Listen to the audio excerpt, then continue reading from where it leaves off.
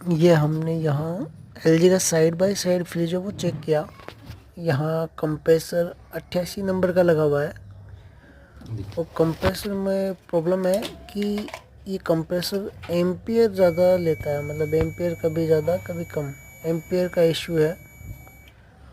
तो अभी चेक करते हैं। ये एम्पियर है वो प्रॉपर वर्किंग नहीं कर रहा, मतलब कभी ज़्यादा कभी कम।